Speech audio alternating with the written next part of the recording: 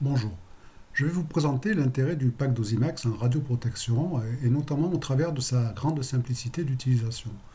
Alors le pack Dosimax est un ensemble d'outils de calcul répartis en pack opérationnel, pack pédagogique et pack mesure. Je vais développer un exemple avec le pack opérationnel, donc j'ouvre le sommaire détaillé et notamment avec l'outil sans doute le plus important, qui représente les cas les plus fréquents en radioprotection, l'exposition externe gamma avec les radionucléides et avec les générateurs X. Donc voilà, on ouvre le code. Les fonctions essentielles se trouvent sous ce bouton actif, calcul débit de dose gamma et X. Donc vous avez ici la partie radionucléide, donc pour la dose gamma, toutes les configurations géométriques, effets de ciel compris. On va choisir un cylindre. On va choisir le cobalt 60, donc vous avez toute la liste, mais on peut taper le symbole chimique. Vous obtenez tous les isotopes instables, donc on va prendre le cobalt 60 et prendre une activité de 1 gigabecquerel. Voilà, un seul radionucléide pour nous.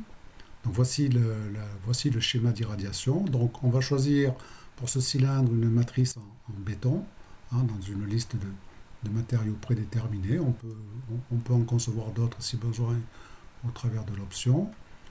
On va lui donner les dimensions un petit peu arbitraires, 1 cm. On peut calculer sur le côté ou sur l'axe, on va choisir les deux. On va garder une distance de 1 mètre. Lancer le calcul dans ces conditions-là. Voici le résultat. On peut relancer un calcul en mettant en place un écran de protection cylindrique. Donc on va prendre du plomb, 5 cm, et relancer le calcul avec cet écran de protection. Voilà les résultats donc avec 5 cm de plomb. Donc ce petit exemple pris à la volée pour vous montrer la simplicité d'utilisation pour la partie radionucléide.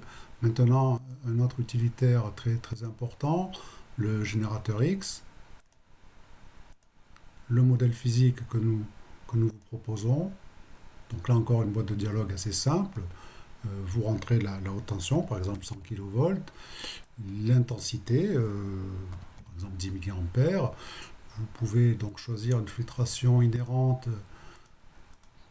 2 mm d'aluminium. Vous pouvez rajouter une filtration additionnelle si besoin. Vous choisissez votre distance. Vous pouvez donc calculer un débit dose dans le faisceau primaire. Je précise, vous pouvez là aussi choisir l'anode, la nature de l'anode. Donc ici par défaut du tungstène. Vous pouvez mettre sur le trajet du faisceau primaire un écran.